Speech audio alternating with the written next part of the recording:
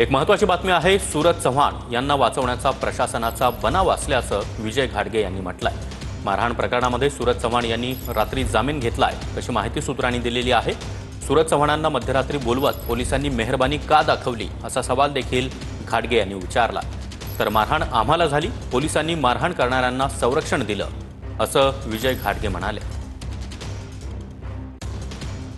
त्यांच्याकडून आपण त्यांची प्रतिक्रिया जाणून घेणार आहोत। मला सांगा, मध्यरात्रीनंतर सूरज चव्हाण आणि त्यांचे साथीदार जे आहेत ते पोलीस स्टेशनमध्ये आले आणि त्यांना टेबल जामीनसुद्धा देण्यात आलेला आहे। काय प्रतिक्रिया तुमची?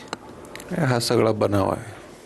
सूरज चव्हाणला या प्रकरणातून वाचवलं जाते, का पाठीशी गाठलं जाते मला माहीत नाही। एवढा मोठा प्राणघातक हल्ला आमच्यावर त्याने केला। माझा एखादा कार्यकर्ता त्याच्यात दगावला असता किंवा माझ्या जीवाचं काही बरं वाईट झालं असतं, कोण काय त्याचं भरपाई कोण देणार होतं? अशा पद्धतीचं चुकीच्या व्यक्तीला पाठीशी घालणं राज्य सरकारमधून कुणी असो त्याच्या पाठीशी, हे चुकीचं आहे। आम्हाला प्रशासनाच्या कारवाईवरही आता शंका यायला लागली।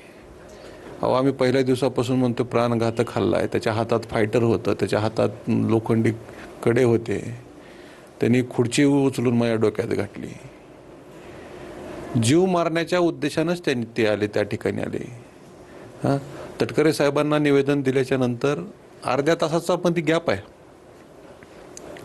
त्या अर्ध्या तासात तटकरे साहेबाच्यात आणि सूरज चव्हाणामध्ये काय चर्चा झाली, काय कट शिजला, आणि त्यानंतर सूरज चव्हाण एकदम आक्रमक होऊन आमच्यावर असा काय जीव घ्यायच्या उद्देशानंच आमच्याकडे आला आणि मारायला सुरुवात केली। हे काही बरोबर नाही। प्रशासनानं चुकीची भूमिका निभावलेली आहे। प्रशासनाला माझी पुन्हा एकदा विनंती आहे, पूर्वनी जबाब घ्या। 307 कलमांतर्गत तुम्ही गुन्हा दाखल जर नाही केला तर महाराष्ट्रात तुम्हाला याचे पडसाद उमटलेले दिसणार आहेत।